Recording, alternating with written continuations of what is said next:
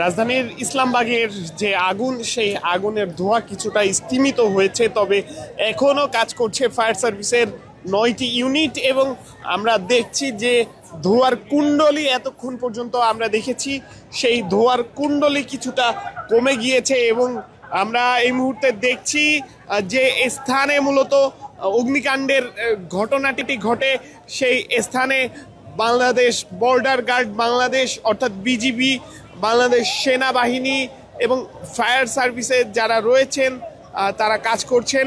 এবং ফায়ার সার্ভিসের সর্বমোট 9টি ইউনিট এখানে এসেছে। পাশাপাশি আমরা আপনাদেরকে দেখানোর চেষ্টা করছি একটি নৌযান কিন্তু ফায়ার সার্ভিস এখানে নিয়ে এসেছে, এবং সেই নৌযান দিয়েই কিন্তু পানি পাম্প করে সেই অগ্নিকাণ্ডের যে ঘটনা ঘটেছে সেই ঘটনাটি পানিটি নেভানোর চেষ্টা করা হচ্ছে। এবং আমরা সেটি আপনাদেরকে দেখানোর চেষ্টা করছি পুরান ঢাকার ইসলামবাগ এলাকায়। পুরান ঢাকার লালবাগের এই ইসলামবাগ এলাকায় আজ দুপুর 1টা 30 এই আগুনটি লাগে। এবং চেয়ারম্যান ঘাট এলাকার মূলত চেয়ারম্যান ঘাট এলাকার একটি প্লাস্টিক কারখানায় মূলত এই আগুনটি লাগে। এবং আমরা দেখছি এখানে আইন শৃঙ্খলা রক্ষাকারী বাহিনী, পুলিশ, সেনাবাহিনী, বর্ডার গার্ড, বিজিবি, একই সাথে অন্যান্য যে ফোর্স রয়েছে তারা কাজ করছে। এবং আমরা দেখেছি মূলত এই বাড়িটির পাশে অবস্থিত সেই কারখানাটি, এবং সেই কারখানার যে আগুন, সেই আগুনের ধোঁয়া আমরা দেখেছি অনেক দূর থেকে আসলে দৃশ্যমান ছিল। এবং সেই কুণ্ডলীটা আসলে কতটা বড় হয়েছে সেটি আপনারা ইতোপূর্বে দেখেছেন। এবং সেখান থেকেই এখন আপনাদেরকে দেখানোর চেষ্টা করছি ফায়ার সার্ভিসের যে 9টি ইউনিট এখানে কাজ করছে, তারা ধীরে ধীরে কিন্তু আমরা এই মুহূর্তে সেটি আপনাদেরকে দেখানোর চেষ্টা করছি। ফায়ার সার্ভিসের মোট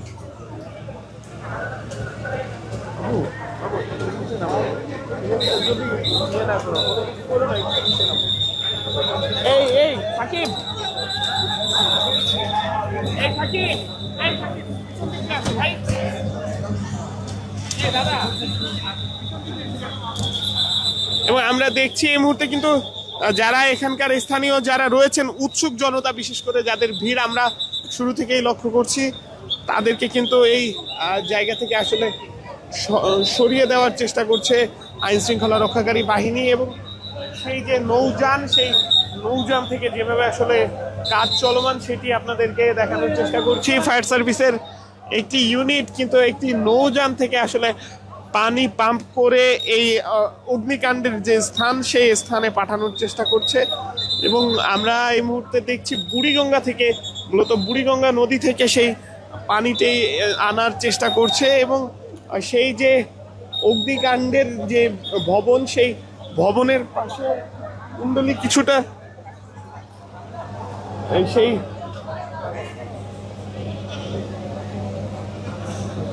সেই ভবনের কিছুটা অংশ কমে গেলেও আমরা দেখছি অগ্নিকাণ্ড যে আগুন, সেই আগুনের তীব্রতা কিছুটা কমেছে। এবং যে কুণ্ডলী ইতোপূর্বে দেখা যাচ্ছিল, সেই কুণ্ডলী কিন্তু বেশ কিছুটা কমে এসেছে। তবে যে ভবনটি আপনারা দেখছেন, সেই ভবনটির ইট কিন্তু আমরা আপনাদেরকে দেখানোর চেষ্টা করছি, সেটি কিন্তু এখনো কালো অবস্থায় আছে। এবং আমরা দেখছি এই মুহূর্তে ভবনে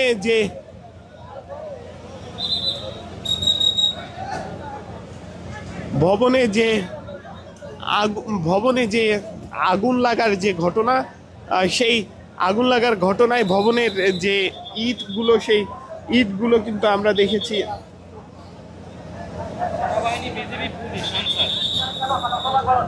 সেই ইটগুলো কিন্তু এখনো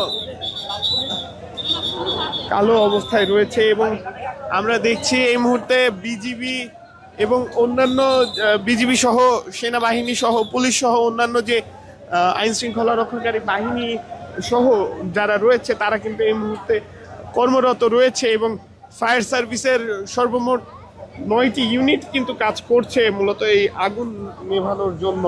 এবং সেই ঘটনাস্থল থেকেই আপনাদেরকে দেখানোর চেষ্টা করছি।